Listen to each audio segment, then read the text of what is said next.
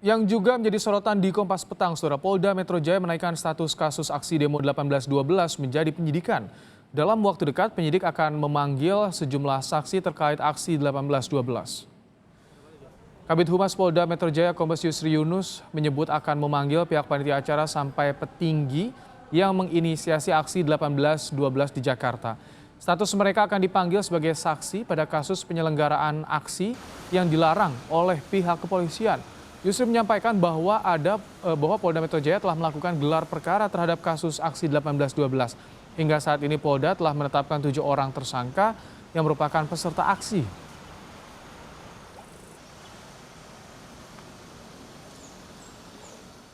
Hari ini sudah naik tahap penyidikan untuk para penanggung jawab acara yang semua termasuk panitianya. Karena kemarin sudah kita lakukan penyelidikan, 9 kita lakukan klarifikasi, kemudian kita lakukan gelar perkara.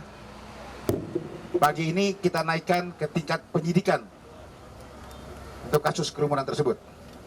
Ya, ini dipersangkakan di pasal 169 atau pasal 160 di KUHP. Juga pasal 93 di Undang-Undang Nomor 6 Tahun 2018 tentang karantina kesehatan. Ya, baru pagi ini naik tahap penyidikan. Kalau masih bertanya lagi siapa nanti akan dipanggil, ya rencana akan kita panggil. Rencana tindak lanjutnya kita akan memanggil, termasuk penanggung jawabnya di sini, termasuk panitianya yang lain. Ada beberapa panitia yang lain. Kita akan panggil sebagai saksi dulu. Ya, ini masih kita persiapkan. Berapa orang dijadwalkan nanti ya, Pak? Hah? Nanti kan saya bilangin kan baru kita persiapkan. Sementara itu, kuasa hukum FPI Aziz Yanuar mengatakan pihaknya akan bersikap kooperatif jika ada pimpinan dan anggota FPI yang diperiksa untuk dimintai keterangan dalam pengusutan kasus kerumunan 1812.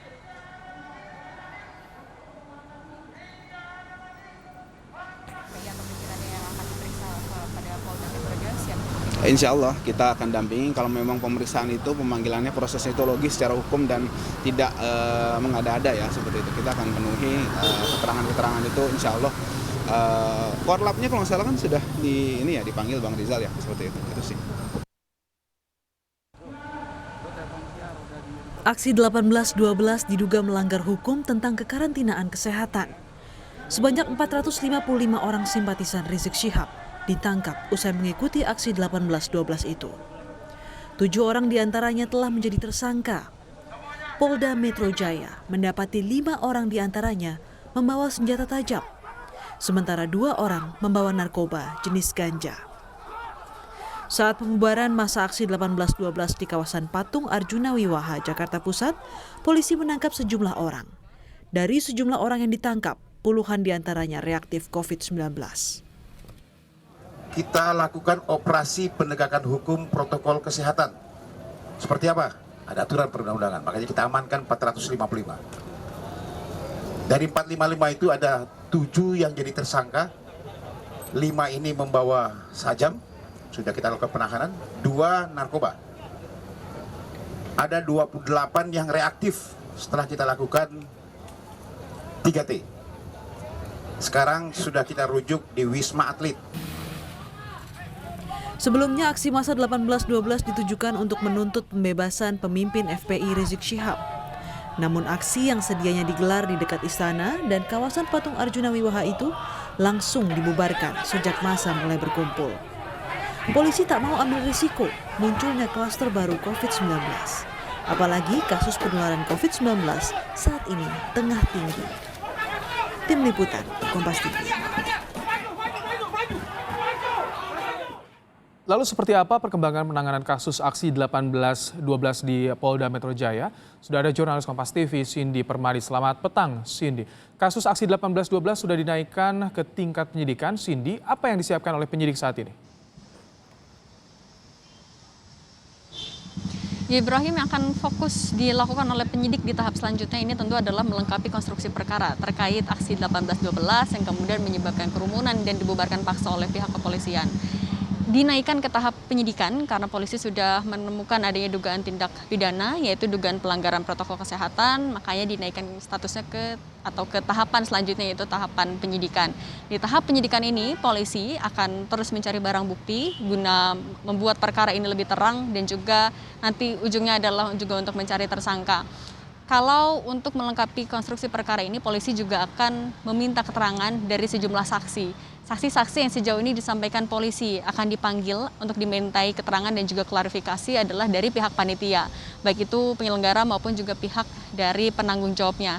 Nanti juga tentu akan didalami apa saja yang mereka ketahui terkait jabatan mereka di kepanitiaan tersebut. Kalau mundur sedikit sebelum dinaikkan ke tahap penyidikan, nah di tahap penyelidikannya polisi sudah memeriksa 9 orang saksi. Tidak dirinci siapa saja 9 orang ini, tapi sudah dimintai keterangan, dimintai klarifikasi. Kemudian setelah penyelidikan itu selesai, dilakukan gelar perkara, kemudian ditentukanlah dinaikkan menjadi ke tahap penyidikan. Ada 2 pasal setidaknya yang digunakan oleh polisi. Pertama adalah pasal 169 KUHP atau 160 KUHP, yang kedua adalah pasal 93 Undang-Undang Nomor 6 Tahun 2018 tentang kekarantinaan kesehatan. Di pasal 169 KUHP itu diatur, sebenarnya ada 3 ayat di sana, diatur terkait turut serta dalam perkumpulan yang bertujuan melakukan kejahatan atau yang melanggar atau dilarang dalam aturan umum. Di situ tercantum pidananya maksimal adalah 6 tahun penjara. Di ayat 2-nya juga diatur turut serta dalam perkumpulan yang bertujuan melakukan pelanggaran, maksimal pidananya adalah 9 bulan, dan di ayat ketiga untuk pihak pengurusnya pidananya bisa ditambah hingga sepertiganya. Kemudian 160 KUHP itu adalah penghasutan, pidananya bisa hingga 6 tahun penjara. Sementara untuk pasal 93 Undang-Undang Nomor 6 Tahun 2018 tentang kekarantinaan kesehatan, di situ diatur pidana paling lamanya hanyalah 1 tahun penjara. Ibrahim. Kedepan panitia acara akan dipanggil, salah satunya yang akan jadi saksi. Apakah sudah dijadwalkan, Cindy?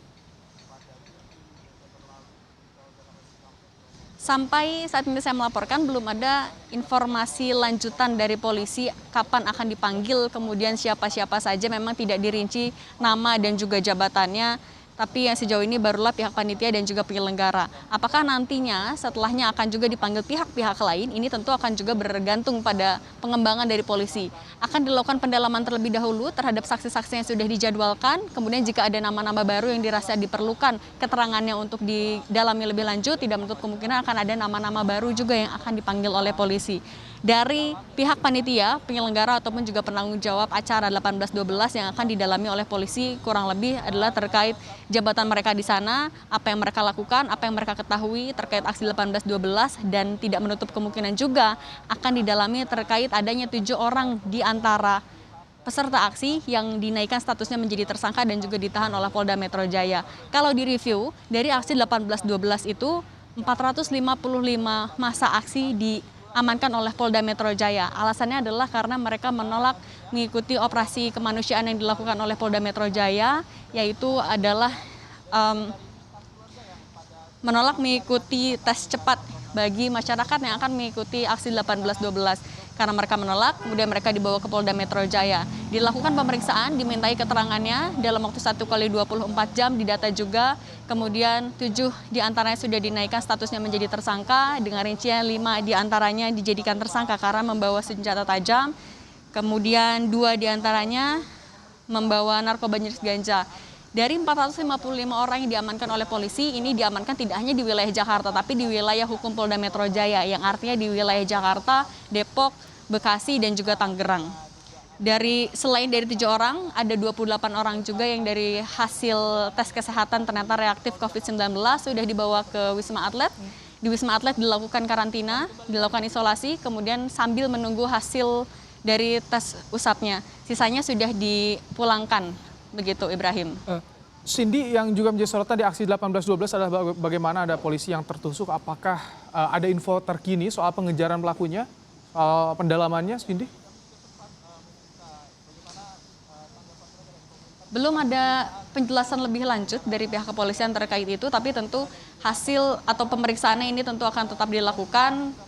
Dari sejumlah barang bukti akan tetap didalami juga. Barang buktinya kalau misalnya melihat kasus-kasus serupa, misalnya dalam kerumunan juga, bisa jadi dari CCTV, kemudian video-video yang beredar, kemudian orang-orang yang berada di sekitar sana, itu nantinya juga akan dimintai keterangan. pelakunya tentu akan dilakukan pengejaran. Kita lihat bagaimana nanti kelanjutannya karena proses hukum ini juga masih bergulir. Artinya ada beberapa kasus yang berjalan dan juga sedang ditangani terkait aksi 1812. Nanti kita lihat perkembangannya seperti apa, Ibrahim. Cindy, apakah ada koordinasi dengan pihak lainnya polisi dalam mengungkap kasus aksi 1812?